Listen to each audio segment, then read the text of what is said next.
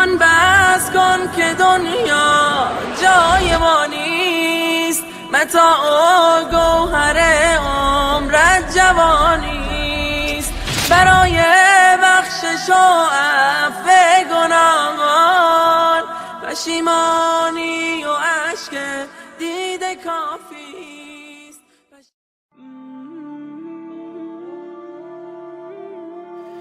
الحمد لله والصلاة والسلام على رسول الله وعلى آله وصحبه ومن والاه. اما بعد، برادران و خواهران عزیز، آیا می‌دانید که چشمهای خائن کدام است؟ چشمهای خائن هم در مردها می شود و هم در زنها. چشمهای خائن آن چشمهایی است که هر چیزی که پیش آمد آن را می بینند، صرف نظر از آن که خداوند دیدن آن را حرام گردانیده است. ابتدای تمام فحشا و زنایی که در جامعه پهن شده است همین چشم چرانی و دیدن چیزهایی است که خداوند دیدن آن را حرام کرده است. وقتی مرد فاسق در راه به زن سخن گوید، یعنی به اصطلاح گپ پرتاید، اگر همین زن یک بار هم به او نگاه نکند و او را جواب ندهد، این مرد ناامید می شود و دیگر به دنبال او نمی رود.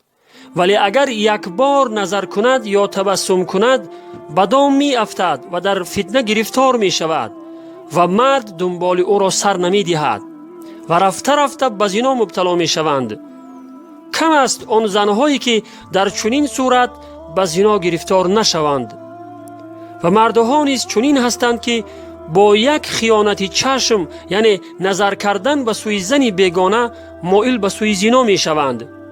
خلاصه کلام، سرچشمه زنا و فحشا چشم چرانی و خیانت چشم هاست که بسیاری از برادران و خواهران ما به آن مبتلا هستند.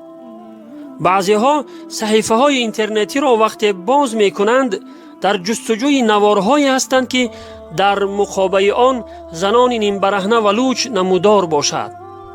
وقتی یافتند البته در آمده چنین نوارها را تماشا می کنند و ساعتهای دراز به تماشای آن مشغول می شوند، العیاذ بالله، و یک گناه بزرگ را بر دوام تکرار می کنند.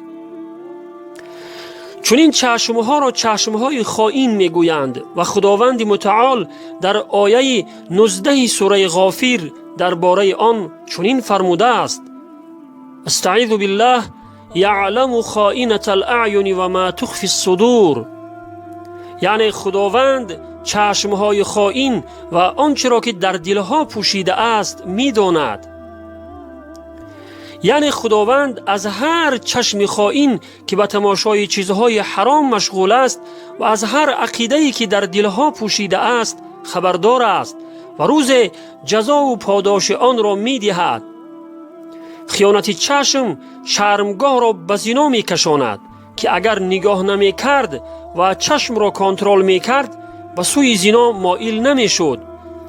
در زنا اولا چشم سبب می شود، بعد از آن شرمگاه.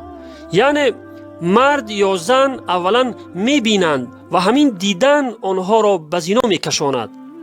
و از همین جهت است که خداوند حکیم هم مردان و هم زنان را از دیدن چیزهای حرام منع کرده و به نگاه داشتن شرمگاه حکم کرده است. خداوند در آیه 3 و 31 سوره نور می فرماید: استعیذ بالله قل للمؤمنین یغضوا من ابصارهم و یحفظوا فروجهم ذلك ازکی لهم ان الله خبیر بما یصنعون. یعنی ای پیامبر، به مردان مؤمن بگو چشمهای خود را از نگاه به نامحرم، یعنی از دیدن زنهای بیگانه، فرو گیرند، یعنی چشمهای خود را پایین کنند و به سوی زنهای بیگانه نظر نکنند و شرمگاهشان را حفظ کنند. این کار برای آنها پاکیزه تر است. بیگمان خداوند به آنچه انجام می‌دهند آگاه است. و در دوام آیت زنان را خداوند حکم میکند که چشمهای خود را پایین کنند. استعیذ بالله و قل للمؤمنات یغضضن من ابصارهن و یحفظن فروجهن. یعنی و به زنان مؤمن بگو چشمهای خود را از نگاه به نامحرم، یعنی از دیدن مردهای بیگانه فرو گیرند، یعنی چشمهای خود را پایین کنند و به سوی مردهای بیگانه نظر نکنند و شرمگاهشان را حفظ کنند. برادر و خواهر عزیز، در این آیت خداوند مردان و زنان را از دیدن یکدیگر در حالی که لباس پوشیده اند منع می کند. پس چگونه شما به تماشای نوارهای فحشا که حالت زنای آنها را نشان می دهد بی پروا تماشا می کنید؟ امروزها بلوای عام شده است که همه برادران و خواهران ما به اینترنت خیلی علاقه بیشتری دارند. اکثر وقتهای خود را در اینترنت می گذرانند که این اینترنت و شبکه های اینترنتی اکثر آنها را به فساد اخلاقی کشیده است. وقت خوبی های اینترنت را که مد نظر گرفتید، البته بدی ها و ضررهای آن را هم به نظر گیرید که البته ضررهای آن خیلی زیاد است.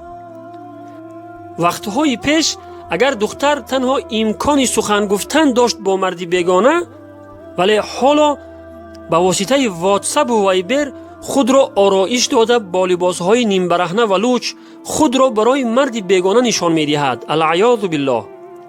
خلاصه کلام، وقتی چشم خیانت می کند و به چیزهای حرام می نگرد، خیانت چشم شرمگاه را به خیانت وادار می سازد و عاقبت انسان را به تباهی و بربادی می کشاند.